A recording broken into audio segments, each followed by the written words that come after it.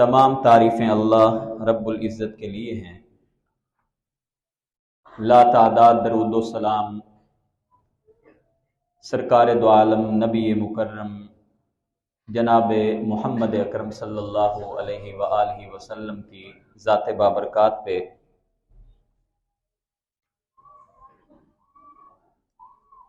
محترم خواتین و حضرات، آج رمضان المبارک کا دوسرا جمعہ ہے اور رمضان کا مہینہ بڑی تیزی کے ساتھ، اس کے روزے بڑی تیزی کے ساتھ گزرتے چلے جا رہے ہیں۔ ہمارے لیے بہت بڑا سبق ہے کہ ہماری زندگی بھی جس طرح کوئی بھی مہینہ، کوئی بھی تہوار، کوئی بھی دن جتنا بھی قیمتی ہو، جتنا بھی عظیم ہو، جتنا بھی فضیلت والا ہو، وقت رک نہیں جاتا، بلکہ تیزی کے ساتھ جتنا قیمتی وقت ہوتا ہے اتنی ہی تیزی کے ساتھ وہ گزر جاتا ہے۔ ہماری زندگی کے ایام، شب و روز بھی اسی تیزی کے ساتھ گزر رہے ہیں۔ جس طرح یہ مہینہ، یہ سال ختم ہو جانا ہے، اسی طرح ایک نہ ایک دن ہماری زندگی بھی ختم ہو جانی ہے۔ ہمارے لیے سبق یہی ہے کہ اس زندگی کو بھی عارضی سمجھیں، فانی سمجھیں، امانت سمجھیں اور آخرت کی زندگی کی بھرپور تیاری کریں۔ یہ چند دن گزر گئے، ایسے معلوم ہوتا ہے کہ ابھی کل رمضان شروع ہوا تھا۔ جو کمی کوتاہی رہ گئی ہے اللہ تعالیٰ وہ درگزر کرے، اور جو بقیہ ایام ہیں اللہ ان کی قدر کرنے کی اور اس ماہ مبارک کی جو قدر ہونی چاہیے ویسی قدر کرنے کی اللہ ہمیں توفیق عطا کر دے۔ کلام پاک میں اللہ رب العزت نے جہاں پہ روزوں کی فرضیت کی بات کی ہے، روزوں کے مسائل کی بات کی ہے، اس کے متصل بعد اللہ تعالیٰ نے اپنی مخلوق کے نام، انسانیت کے نام قیامت تک کے لیے ایک پیغام چھوڑ دیے ہے۔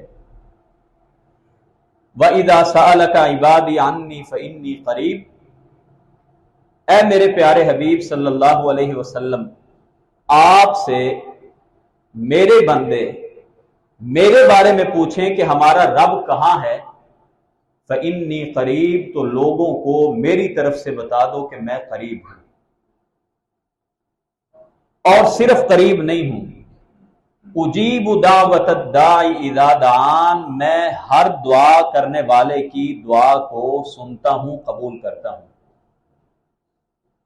فَلْيَسْتَجِیبُوا لِی، میرے بندوں کو بھی چاہیے کہ میری باتوں کو مانا کریں، وَلْيُؤْمِنُوا بِی، اور میرے اوپر ایمان لائیں۔ روزوں کے بعد دعا کا تذکرہ کر کے اللہ رب العزت نے یہ بتا دیا کہ روزوں کا یا رمضان کے مہینے میں دعا کا بڑا اہم تعلق ہے۔ مفسرین نے اس آیت پاک کے ذیل میں یہی تفسیر لکھی ہے کہ اس مبارک مہینے میں اللہ رب العزت انسان کی دعا وہ تو ہر وقت سنتا ہے، جب پکارا جائے، جس خطے میں پکارا جائے، جس زبان میں پکارا جائے، اونچی آواز میں، دھیمی آواز میں، چھوٹا پکارے، بڑا پکارے، ساری دنیا مل کے پکارے، وہ ہر ایک کی دعا کو سنتا بھی ہے، قبول بھی کرتا ہے۔ اور قرآن کی آیت ہے، اجیب، میں قبول کرتا ہوں، دعوت الداعی اذا دعان، جب بھی کوئی بندہ مجھ سے دعا کرتا ہے۔ وقال ربکم ادعونی استجب لکم، دوسرے مقام پہ اللہ رب العزت نے فرمایا وقال ربکم، تمہارا رب تم سے کہہ رہا ہے ادعونی، مجھ سے دعا کرو، استجب لکم، میں تمہاری دعاؤں کو قبول کروں گا۔ اور جو دعا نہیں کرتا، اللہ رب العزت نے ایسے آدمی کو متکبر قرار دیا ہے۔ ان الذین یستکبرون عن عبادتی، جو میری عبادت سے تکبر کرتے ہیں وہ مجھ سے دعا نہیں کرتے۔ گویا کہ دعا نہ کرنا اللہ کو ایسے آدمی پہ غصہ آتا ہے، اور دعا کرنا یہ اپنے کم تر ہونے کی، اپنی بے بسی کی بہترین علامت ہے کہ اللہ میں بے بس ہوں، میں لاچار ہوں، میں کچھ نہیں کر سکتا، جو کرنا ہے تو نے کرنا ہے۔ اور جب بندہ دعا ہی نہ کرے تو اللہ تعالیٰ فرماتے ہیں ان الذین یستکبرون عن عبادتی، جو میری عبادت سے اعراض کرتے ہیں، تکبر کرتے ہیں، سیدخلون جہنم داخرین، ان قریب میں ان کو دوزخ میں پھینکنے والا ہوں۔ اور اسی بارے میں اللہ کے نبی علیہ السلام نے فرمایا من لم یسأل اللہ یغضب علیہ، جامع ترمذی شریف کی روایت ہے کہ اگر انسان اللہ سے نہ مانگے، اللہ سے وہ سوال نہ کرے، دعا نہ کرے، اللہ ایسے آدمی پہ غضبناک ہو جاتا ہے، غصے ہوتا ہے۔ تو سامعین مکرم، اس مہینے میں دعائیں کثرت کے ساتھ مانگیے، اور دعا کو مومن کا ہتھیار کہا گیا ہے۔ جس طرح ایک فوجی، مجاہد، لڑنے والا سپاہی، اس کے اوزار، اس کے ہتھیار، ویپنز اس کے لیے قیمتی ہوتے ہیں، مومن کا بہترین ہتھیار دعا ہے۔ اور کہیں پہ اللہ کے پیارے حبیب علیہ السلام نے دعا ہی کو عبادت قرار دیا ہے، الدعاء والعبادت۔ ہمارا اکثر یہ شکوہ رہتا ہے جی کہ میں دعائیں بڑی مانگتا ہوں مگر اللہ سنتا کوئی نہیں ہے، دعائیں بڑی مانگتا ہوں مگر اللہ سنتا نہیں ہے۔ میں ایک دو واقعات، کیونکہ یہ ماہ قرآن ہے اسی لیے زیادہ ادھر ادھر کی باتیں کرنے کی بجائے زیادہ آپ کے سامنے قرآنی واقعات رکھنے کی کوشش کروں گا۔ ہمارا شکوہ ہے کہ اللہ ہماری نہیں سنتا جی، فلاں کی بڑی سنتا ہے، جبکہ اللہ رب العزت نے اپنے ہر بندے کے نام، یہ دو وہ پیغام ہیں، آپ قرآن کریم کا ترجمہ پڑھیں گے آپ کو فوری ڈائریکٹ بات سمجھ آ جائے گی کہ اللہ رب العزت اس میں فرما رہے ہیں مجھ سے دعا کرو میں قبول کروں گا۔ اب اس سے بڑی کیا گارنٹی ہو سکتی؟ اللہ گارنٹی دے رہے اور ہم کہتے ہیں جی ہماری اللہ دعا نہیں سنتا۔ میں نے آپ کے سامنے سورہ مریم کی ابتدائی آیات تلاوت کی ہے۔ اللہ پاک نے اس سورہ پاک میں حضرت زکریہ علیہ السلام کی دعا کا اور ان کی بے بسی کا وہ نقشہ کھینچا ہے۔ رب کعبہ کی قسم ہے، آپ کبھی تنہائی میں بیٹھ جائیں، قرآن پکڑ لیں، اور ایک بار نہیں سمجھ آیا، دوسری مرتبہ، تیسری بار ان آیات کو پڑھ لیں، میں گارنٹی سے یہ بات کہتا ہوں کہ انسان اپنے آنسوؤں پہ کنٹرول نہیں رکھ سکتا۔ اللہ رب العزت نے قرآن کریم میں بڑے بڑے پیغمبروں کی دعاؤں کا تذکرہ کیا ہے، لیکن جتنی تفصیلی دعا کا تذکرہ سیدنا زکریا کا کیا ہے کسی اور پیغمبر کا نہیں کیا، اور ایک مقام پہ نہیں، دو مقامات پہ تفصیل کے ساتھ، سورہ آل عمران میں اور سورہ مریم میں۔ غور کیجئے، ذکر رحمت ربک عبدہ زکریا، اللہ کی جو رحمت اس کے بندے زکریا پہ ہوئی اس کا تذکرہ ہے، اذ نادا ربہ نداء خفیہ، جب انہوں نے اپنے رب کو انتہائی مخفی آواز میں پکارا، پوشیدہ آواز میں، دل ہی دل میں پکارا۔ کیا پکارا؟ قال رب انی وہن العظم منی، کہنے لگے کہ اے میرے رب، انی وہن العظم منی واشتعل الرأس شیبا، میری ہڈیاں وہ بھی بوڑھی ہو چکی ہیں، وہ بھی ان میں جان نہیں رہی، اور میرا جو سر ہے بڑھاپے کی وجہ سے سفید بال وہ بھی شعلے مار رہا ہے۔ وَلَمْ أَكُنْ بِدُعَائِكَ رَبِّ شَقِيًّا، مگر اللہ میں تجھ سے اپنی دعا کے بارے میں مایوس ابھی بھی نہیں ہوا۔ اللہ بوڑھا ہو گیا ہوں لیکن تجھ سے مانگتے ہوئے میں دعا پورے یقین کے ساتھ مانگ رہا ہوں، اللہ مایوس نہیں ہوں، میں مان رہا ہوں کہ اللہ تو میری دعا کو سنے گا۔ وَلَمْ أَكُنْ بِدُعَائِكَ رَبِّ شَقِيًّا، ان دو آیتوں میں اللہ تعالیٰ نے دعا مانگنے کے ہمیں دو بڑے بڑے ادب بھی بتا دیے. پہلا ادب یہ بتایا کہ جو دعا مخفی انداز میں اپنے دل ہی دل میں اللہ کے ساتھ تار جوڑ کے مانگی جائے وہ اللہ کو بڑی محبوب ہے. اجتماعی دعا 100-200 بندے کی اکٹھی اونچی آواز میں دعا اللہ وہ بھی سنتا ہے، مگر اللہ رب العزت کو جو یہ کیفیت پسند ہے. اور سامعین مکرم یہ بات بڑی تجربے کی ہے، جب آدمی اللہ کے ساتھ اپنی تار جوڑ لیتا ہے نا پھر وہ بچوں کی طرح مانگتے ہیں. جب ہم اونچی آواز میں مانگ رہے ہوتے ہیں لفظوں کو بناتے ہیں سنوارتے ہیں کیا مانگنا ہے، خطیب صاحب امام صاحب وہ بھی لفظوں کا چناؤ کرتے ہیں. اللہ کو ان لفظوں کے چناؤ کرنے کی ضرورت نہیں ہے. جتنے ٹوٹے پھوٹے لفظوں سے دعا مانگیں گے اللہ کو آپ کی دعا اتنی ہی مقبول ہوگی. بچوں کی طرح، پکاریوں کی طرح، منگتوں کی طرح، فقیروں کی طرح مانگا کریں اور پھر دیکھیں اللہ دعائیں سنتا ہے یا نہیں سنتا. تو پہلا ادب یہ بیان کیا نداءً خفیہ، مخفی انداز میں کھڑے کھڑے وہاں پہ انہوں نے اللہ سے دعا کی. اور یہ واقعہ تیسرے سپارے میں اس کی وضاحت اللہ نے ایک اور انداز میں کی ہے، اور میں چاہتا ہوں کہ پہلے وہاں سے تاکہ اس کا جو پس منظر ہے وہ سمجھ آ جائے بیک گراؤنڈ کیا تھا جب انہوں نے یہ دعا مانگی. حضرت مریم سلام اللہ علیہا ان کی والدہ نے نظر مانی تھی کہ اگر اللہ نے مجھے بیٹا دے دیا تو میں بیت المقدس کی خدمت کے طور پہ میں اس کے مجاور کے طور پہ اپنے بیٹے کو بیت المقدس کے لیے وقف کر دوں گی. اللہ نے بیٹی دے دی، نام رکھا مریم. دو روایتیں ہیں، بعض میں یہ ہے کہ حضرت مریم یتیم ہو گئی تھی اور بعض روایتوں میں یہ ہے کہ غربت بڑی تھی تو ان کی والدہ ماجدہ نے اپنی بیٹی کو ان کے خالو زکریا کے پاس چھوڑ دیا.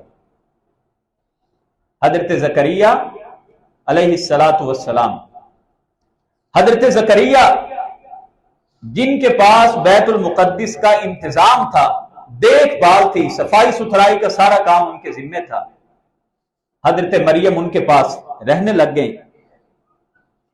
اب حضرت مریم ایک دن کمرے میں بیٹھی ہوئی ہیں، حضرت زکریا کی کفالت میں ہیں. تو ایک دن کیا ہوا، کلما دخل علیہا زکریا المحراب وجد عندہا رزقا. حضرت زکریا تشریف لائے، دیکھا دروازے بند ہیں، بے موسم پھل وہاں پہ پڑے ہوئے ہیں. تو حیران ہوئے رزق کہاں سے آ گئے. قال یا مریم انا لکی ھذا، کہنے لگے اے مریم یہ کہاں سے آیا. قالت هو من عند اللہ، حضرت مریم کہنے لگی یہ اللہ کی طرف سے آیا ہے. ان اللہ یرزق من یشاء بغیر حساب، اللہ جسے چاہتا ہے بغیر حساب کے رزق دے سکتا ہے. ہماری عقلوں کا بھی جو ہے نا وہ ٹیوننگ ہونے کی بڑی ضرورت ہے. دکان کے اوپر لکھتے ہیں واللہ خیر الرازقین، ان اللہ یرزق من یشاء بغیر حساب، مگر پٹی لگانے سے باز پھر نہیں آتے. یہ یقین رکھو کہ اللہ چاہے تو مریم کو بند کمروں میں بھی رزق پہنچا سکتا ہے، اور اگر اللہ نہ چاہے تو تمہاری جھوٹی قسمیں اٹھانے کے باوجود بھی، 2 نمبریاں کرنے کے باوجود بھی اللہ تمہیں مفلسی میں اور غربت میں رکھ سکتا ہے. تو حضرت مریم کہنے لگی اللہ جسے چاہتا ہے بغیر حساب کے رزق دیتا ہے. ہنالک دعا زکریا ربہ، حضرت زکریا بوڑھے ہو چکے، ابھی تک اولاد نہیں ہوئی. اچھا سنا کہ اللہ نے رزق پہنچا دی ہے، ادھر ہی کھڑے کھڑے ہنالک اسی جگہ دعا زکریا ربہ، کھڑے ہو گئے اور رب کو پکارنے لگ گئے. قال رب هب لي من لدنك ذرية طيبة، دعا مانگی اللہ مجھے اپنی جناب سے نیک اور صالح اولاد عطا کر دے. دعا کا ایک اور ادب یہ بیان ہوا کہ جس جگہ پہ آپ اللہ کو دعا مانگتے ہیں، آپ اللہ کو پکارتے ہیں، اللہ اسی جگہ ہی سن لیتے ہیں۔ آپ ہسپتال میں ہیں، آپ بازار میں ہیں، اللہ کی کوئی قدرت دیکھی، وہیں پہ آپ نے دعا کی، اللہ تو اس کو رزق دے سکتا ہے تو مجھے بھی تو دے سکتا ہے۔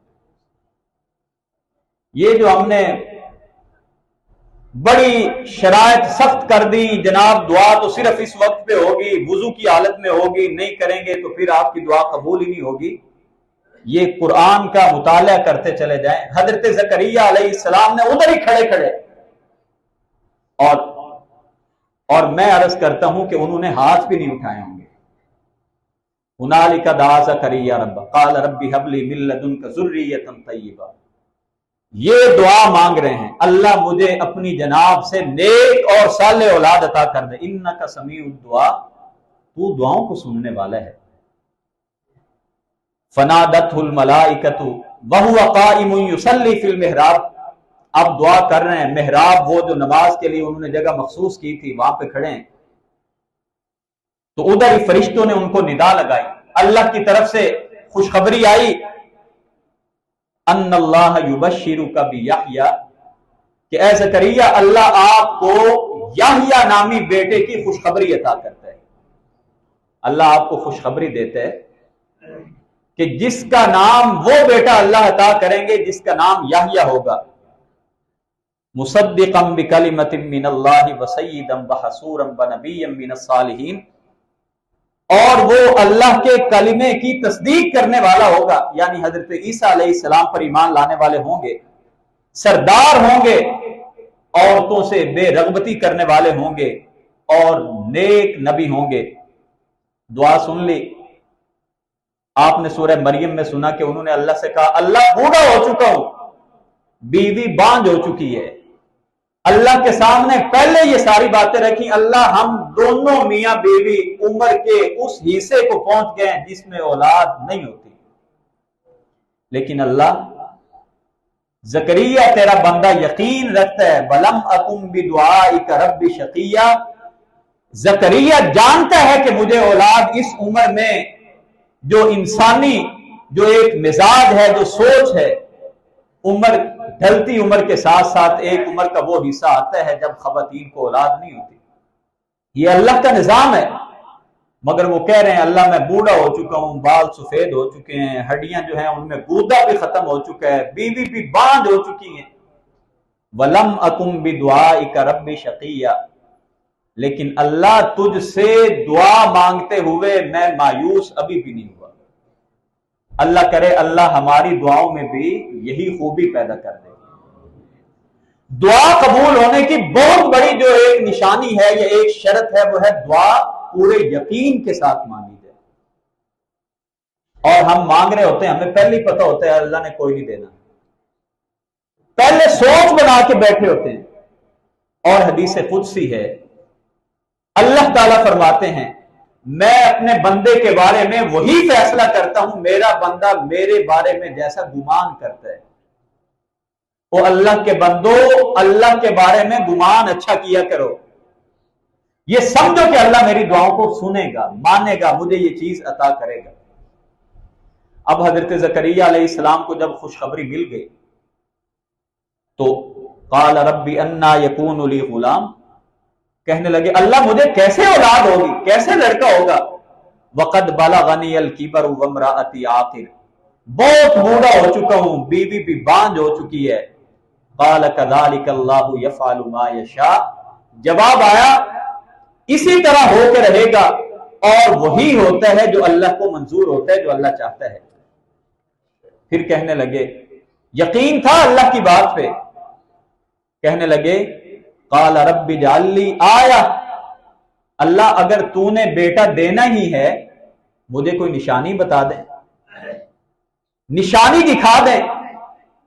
قال آیتک الا تکلم الناس ثلاثۃ ایام الا رمزا، اللہ نے فرمایا نشانی ہے زکریا تجھے یہ دکھا رہے ہیں کہ تم 3 دن تک کسی سے بات چیت نہیں کر سکو گے، زبان بند، جس طرح گونگا ہوتا ہے نا تو گونگے کی جو زبان ہے وہ اکثر سائز میں بولنے والوں کی زبان سے بڑی ہوتی ہے، کبھی غور کرنا، مگر اللہ نے اس کو بولنے کی ہمت نہیں دی ہوتی۔ تو اللہ پاک نے حضرت زکریا سے یہ جو قوت گویائی تھی، بولنے کی طاقت تھی، اللہ نے یہ سلب کر لی۔ فرمایا نشانی یہ ہے کہ 3 دن تک اللہ تکلم الناس 3 ایام الا رمزا، اشارے کنائے میں بات کیا کرو گے۔ ہاں اب ہم نے آپ کو خوشخبری دے دی ہے نا، تو شکرانے کے طور پہ کرنا کیا ہے، وَاذْكُرْ رَبَّكَ كَثِيرًا وَسَبِّحْ بِالْعَشِيِّ وَالْإِبْكَارِ، صبح و شام اللہ کی حمد و ثنا اور تسبیح و تقدیس جو ہے یہ کثرت سے کرتے رہنا۔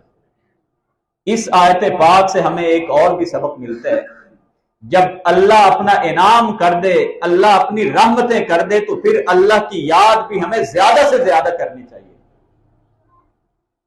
تو سامعین مکرم آپ غور کیجیے کہ اللہ تعالیٰ نے تقریباً 1 صفحہ سورہ آل عمران میں اور تقریباً 1 پورا صفحہ سورہ مریم میں اللہ تعالیٰ نے بیان کی ہے حضرت زکریا کی وہ دعا، اللہ کے ساتھ جو ان کا رابطہ ہوا، اور حضرت مریم کا دسترخوان بھرا ہوا دیکھا جب پھلوں سے، تو کہا اللہ تو مریم کو اگر رزق دے سکتے ہے تو مجھے اولاد بھی تو دے سکتے ہیں۔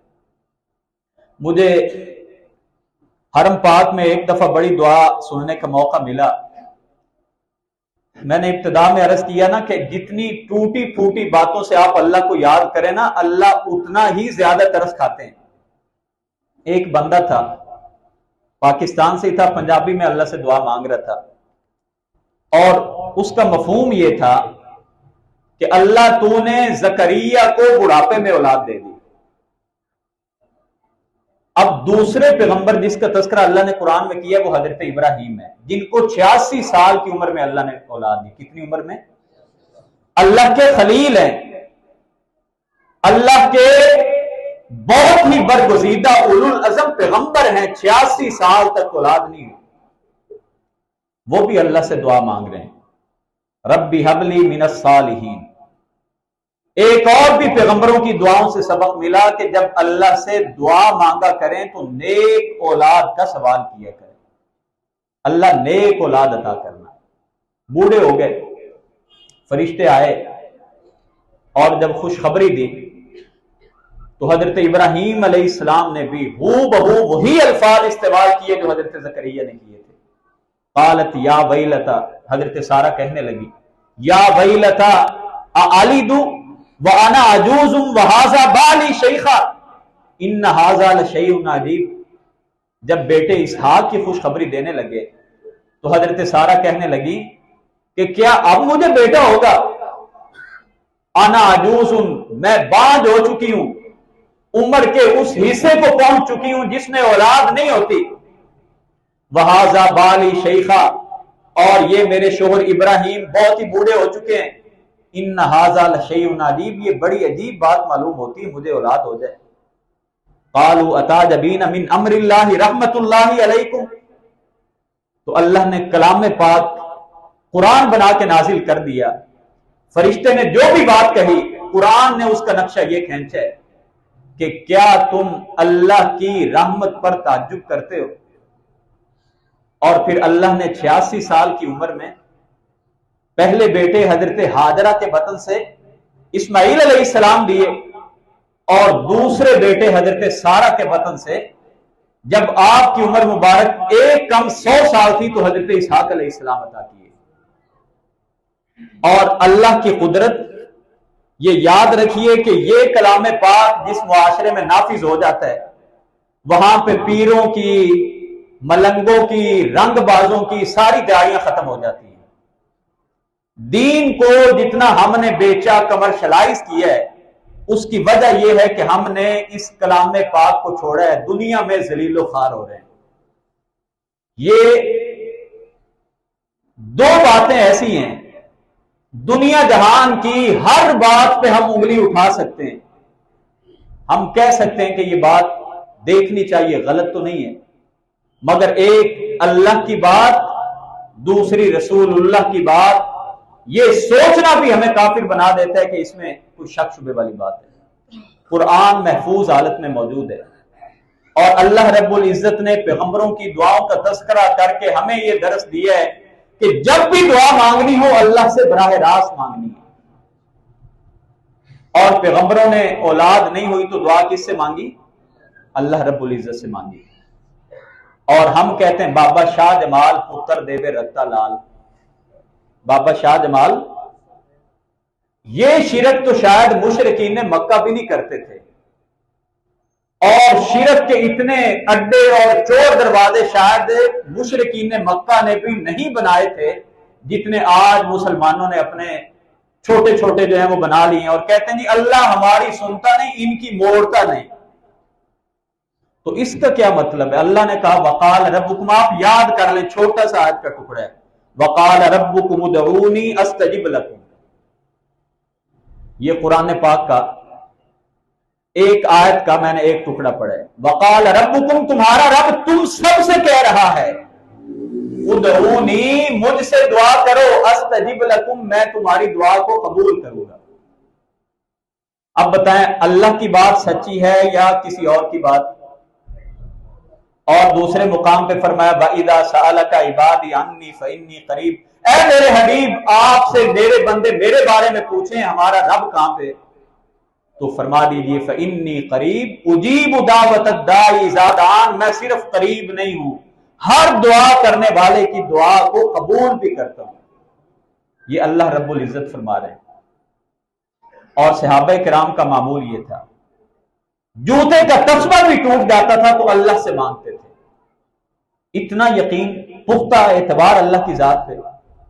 اب میں عرض کر رہا تھا کہ حرم پاک میں ایک آدمی کو دیکھا، وہ اللہ سے دعا مانگ رہے، اللہ تو نے زکریا کو بڑھاپے میں اولاد دی، اللہ تو نے ابراہیم علیہ السلام کو بڑھاپے میں اولاد دی، اللہ تو نے آدم کو بن ماں باپ کے پیدا کیا، اللہ تو نے حوا کو حضرت آدم سے پیدا کیا، اور تو نے عیسیٰ علیہ السلام کو بغیر باپ کے پیدا کیا، اللہ تو اتنا طاقتور ہے، تو بغیر باپ کے بھی پیدا کر سکتا ہے، بغیر ماں کے بھی پیدا کر سکتا ہے، اللہ میں بھی تجھ سے دعا مانگتا ہوں، میں زکریا نہیں ہوں، میں ابراہیم نہیں ہوں، لیکن تو خدا تو وہی ہے نا۔ تو پنجابی میں دعا مانگ رہے تھے، انہوں نے کہا اللہ تو رب وہی ہے نا۔ یہ بھی دعا مانگنے کا ایک انداز ہے، اللہ کے صفاتی ناموں کا واسطہ دے کے اللہ سے مانگا کیجیے۔ اور دعا کے درمیان میں وسیلہ کرنا، وسیلہ بنانا کسی بھی فوت شدہ آدمی کو یہ دین میں جائز نہیں ہے۔ بابا جی بڑے نیک تھے، فوت ہو گئے، تو آپ ان کی قبر پہ جا کے آپ کہہ رہے ہیں جی ان کے وسیلے سے، اسی کو شرک کہا گیا۔ نبی کریم علیہ السلام کی حدیث پاک بڑی واضح ہے، جس میں آپ بعض اپنے عملوں کو وسیلہ بنا سکتے ہیں۔ نیک آدمی جو زندہ ہے ان کو آپ وسیلہ بنا سکتے ہیں۔ آپ امام صاحب سے، کسی بھی قاری صاحب سے، حج عمرے پہ جانے والے سے، جو بھی جس کو آپ نیک سمجھتے ہیں، ہم اکثر کہہ دیتے ہیں یار دعا کرنا، یہ بالکل جائز ہے، بالکل کہا جا سکتا ہے۔ اسی طرح اپنے اعمال کو بھی وسیلہ بنایا جا سکتا ہے۔ حدیث پاک میں آتا ہے کہ بنی اسرائیل میں 3 آدمی تھے، وہ کسی غار میں چھپ گئے، بارش سے بچنے کے لیے غار میں گئے، غار کے آگے پتھر آ گیا، غار کا منہ بند ہو گیا۔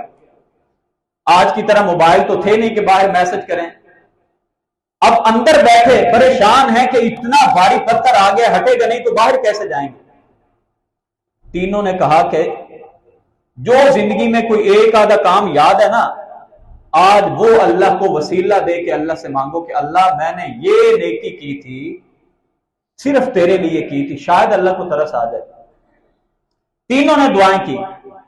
ایک نے دعا کی اللہ میں بکریاں اور جانور چرانے جاتا تھا، ان کا دودھ نکالتا تھا، گھر میں آنے کے بعد میں سب سے پہلے دودھ اپنے ماں باپ کو پلاتا تھا اور پھر اپنی اولاد کو، بچوں کو دیتا تھا۔ اللہ میں ایک دن آیا، تھوڑا سا لیٹ ہو گیا، ماں باپ سوئے ہوئے تھے، بچے بھوک سے بلک رہے تھے، میں نے اپنے ماں باپ کو اٹھانا بھی ان کی توہین سمجھا، میں ان کے سرانے کھڑا رہا کہ یہ اٹھیں گے، ان کو دودھ پلاؤں گا، بچا ہوا اپنے بچوں کو دوں گا۔ اللہ ساری رات گزر گئی، بچے روتے رہے، میں نے ماں باپ کو نہیں اٹھایا، جب ماں باپ اٹھے ان کو دودھ پلایا، پھر بچوں کو دیا۔ اللہ میں نے یہ صرف تیری رضا کے لیے کیا تھا۔ حدیث میں آتا ہے پتھر تھوڑا سا سائڈ پہ ہو گیا۔ دوسرے آدمی نے اللہ سے دعا کی، اللہ میرے پاس ایک ملازم تھا، وہ چھوڑ کے چلا گیا، اس کی اجرت کے پیسے میرے پاس تھے، میں نے اس کی اجرت جو تھی، جو پیسے تھے، میں نے اس کی بکریاں خریدی، اور وہ بکریاں بڑھتی چلی گئیں، کئی سال گزر گئے۔ وہ آدمی آیا، اس نے آ کے کہا جی میری اجرت چاہیے، مجھے وہ پیسے دے دو جو میں نے تمہارے پاس ملازمت کی تھی۔ میں نے کہا جاؤ، اتنی بھیڑ بکریاں تمہاری ہیں۔ اس نے کہا میری کیسے ہو گئے؟ تو چند پیسے تھے۔ تو میں نے کہا تمہارے ہی پیسے سے میں نے یہ جانور خریدے تھے جو بڑھتے چلے گئے۔ تو وہ آدمی سارے جانور لے کے چلا گیا، اللہ میں نے یہ کام تیری رضا کے لیے کیا تھا۔ حدیث کے الفاظ ہے، صحیح بخاری شریف کی روایت ہے، پتھر تھوڑا سا اور آگے ہو گیا۔ تیسرے آدمی نے دعا کی، اللہ ایک لڑکی تھی، میں جس سے بری نیت سے غلط کام کا ارتکاب کرنا چاہتا تھا، ایک دن وہ میرے پاس آئی اور اس نے آ کے کہا کہ مجھے کچھ پیسوں کی ضرورت ہے۔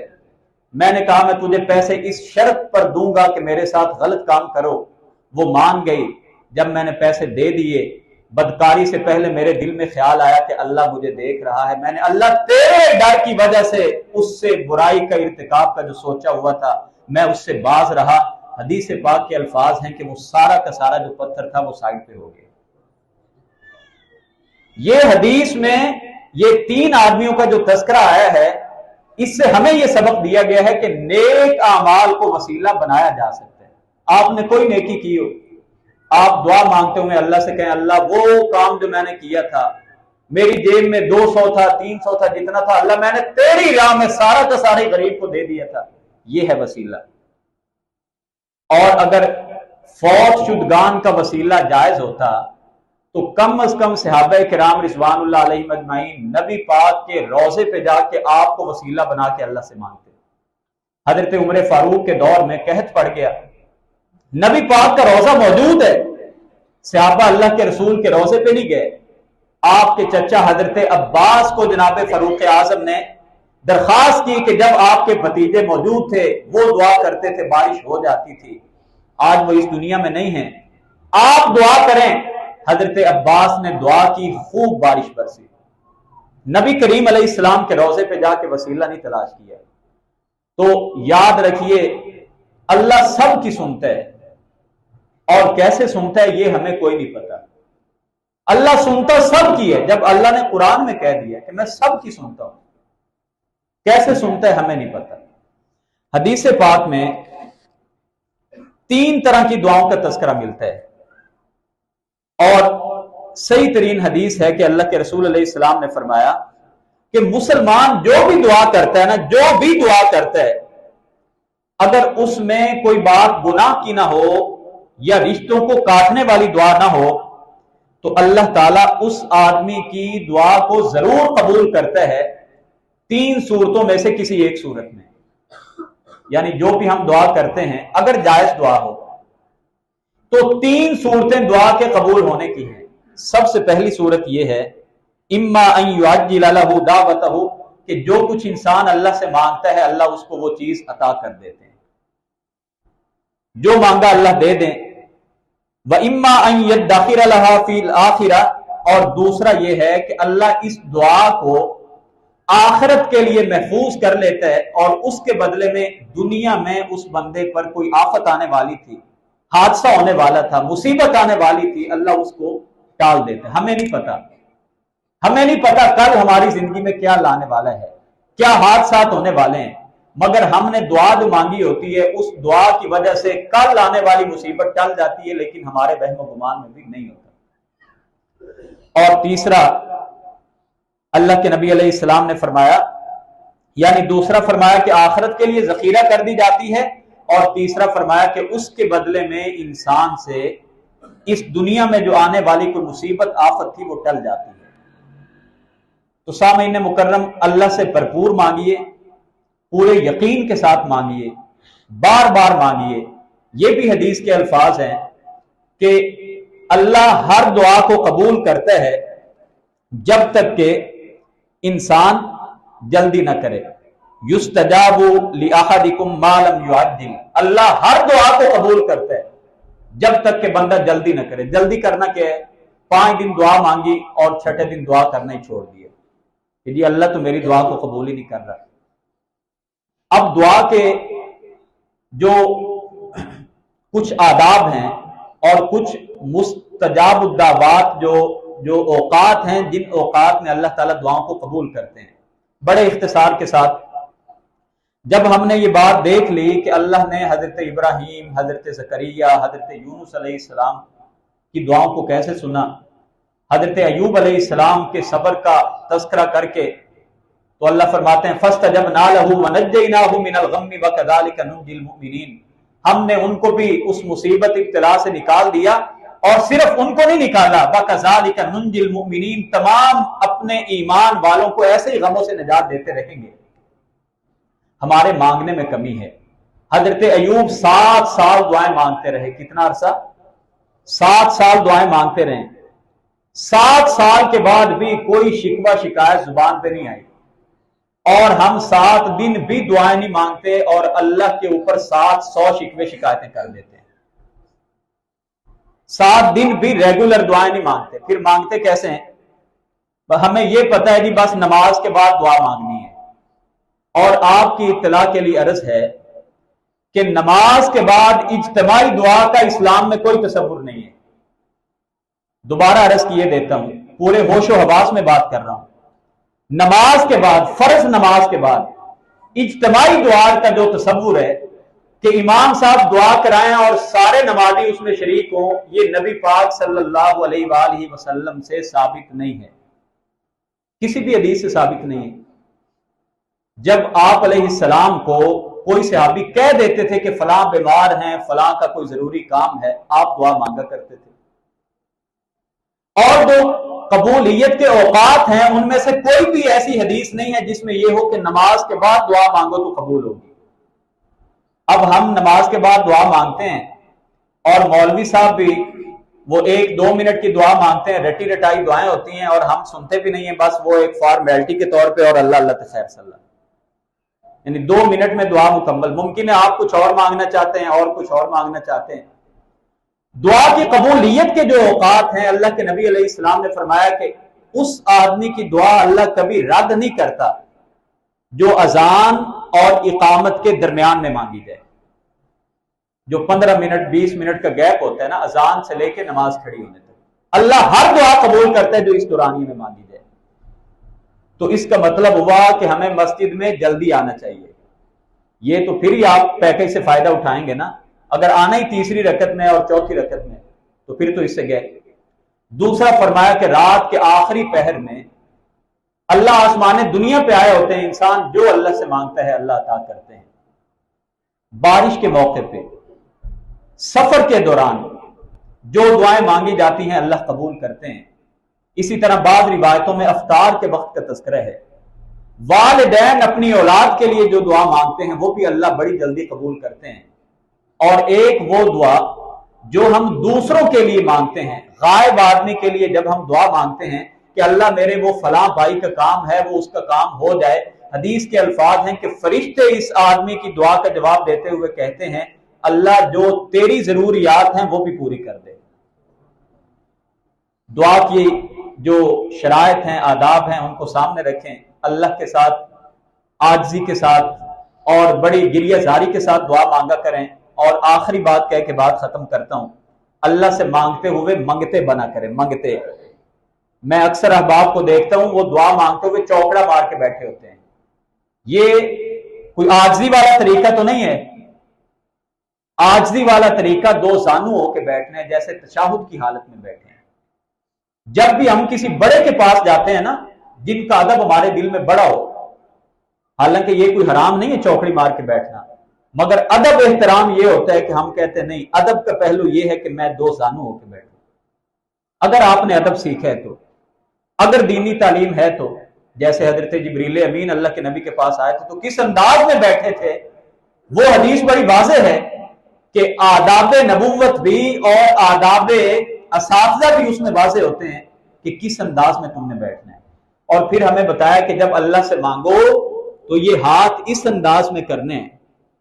اور ہم تو مانگتے ہوئے ایسے ایسے کر رہے ہوتے ہیں یا ایسے کر رہے ہوتے ہیں, ہاتھوں کو ہم ایسے ایسے بیچ میں کھجلی کر رہے ہوتے ہیں.